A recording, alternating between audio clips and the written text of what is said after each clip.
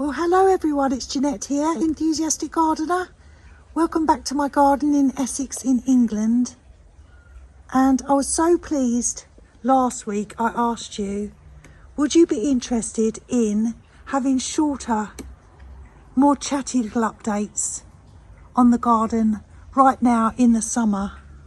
Because obviously in the summer it's harder to get our enthusiasm for planting. It's too hot for planting, and you all said a resounding yes, and I was so pleased because we always have such lovely chats and I would miss those.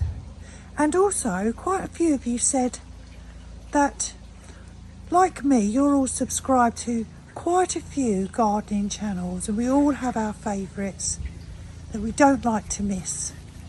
But there are so many, and it's difficult to watch everyone's half-hour videos all the time and keep up when we've got our own jobs to do. So I agree with that. As much as we want to sit and watch gardening videos all week, all day rather, you know, we've got lives to live and jobs to do and things to get on with ourselves. So I think and I hope this is a wonderful compromise. Little short videos that hopefully you'll get the time to watch. So I've got a few things to tell you today, and hopefully you might find them quite interesting. Well, first of all, we have an update on the cherry tree, because if you remember, I put this net over because the birds were stealing all my cherries. The cherries are still there, fortunately. They're not quite ripe. I try them, I try one every day, still not ready, still a tiny bit on the tart side. And did you know that cherries do not continue to ripen once picked?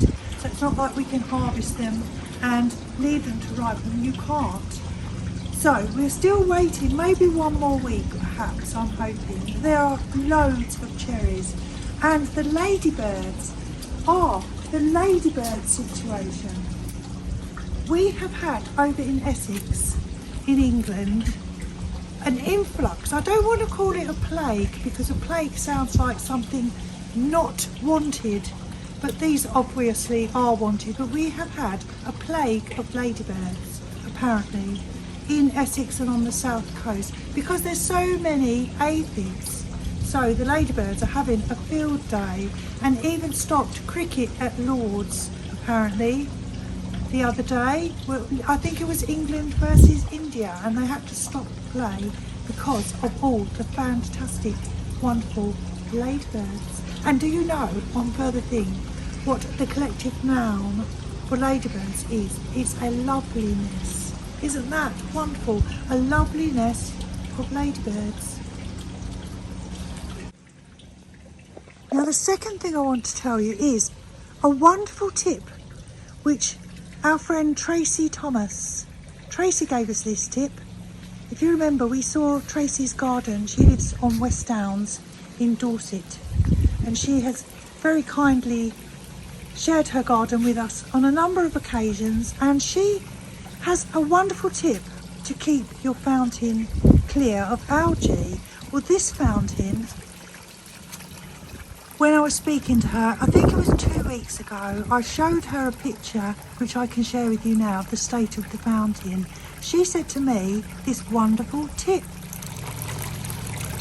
As you can see, Lottie uses this as her little water fountain drinking bowl. So I have checked this tip out to make it sure that it's safe for her, and it is. So what you do is get a little bit of copper and put it in the water for things like your bird baths and little fountains and things like this.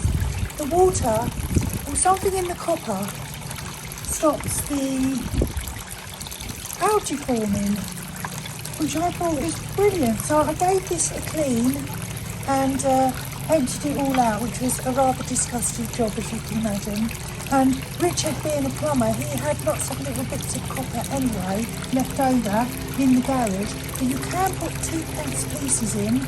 Well, that's if you're in England. I suppose if you're elsewhere in the world, you don't have the 2p piece. if you put them prior, there's a certain year, which I can't remember, but I'll put that on the screen, then they have more copper in. So basically a bit of copper into your water fountains. Now, it hasn't perfectly made it clear, but it's made a hell of a difference, and I think this has been done for about 2 weeks now, and that's an amazing idea. The only thing is, be careful if you have a fish pond. Don't put it in with your fish, because the copper would be toxic to any fish.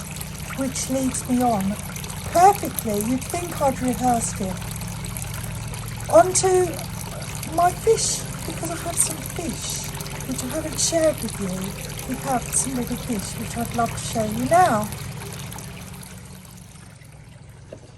So let's go over to the fish pond. It's now a fish pond, which is doing very, very well, as you can see. And I love my fountain, which comes on quite a lot, and it has the remote solar panel up there.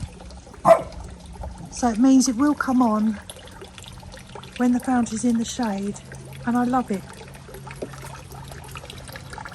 So let me tell you about my little fish. This is the No Dig Nature Pool from Blagden, and it's not designed for fish. Especially, it's more the depth, it's only about a foot deep. So really, fish to overwinter, they need more depth. But I've added some little gold white cloud mounted minnows. They are very, very tiny. They are only 1 inch big, and they are schooling fish, so they like to be in a little group of 6 or more. So I put them in here. They have loads and loads of lovely room. They're very, very happy. They're darting around all over the place. I put a little cave in there for them, which is resembles a rock, and it has about 3 holes around the side, and they can hide in there. Now apparently, if you put a hiding place in the fish, you will actually end up seeing them more, because they get more confident and they have somewhere to retreat to, and they feel safe. They will come out more. So I found that to be the case. They're always out.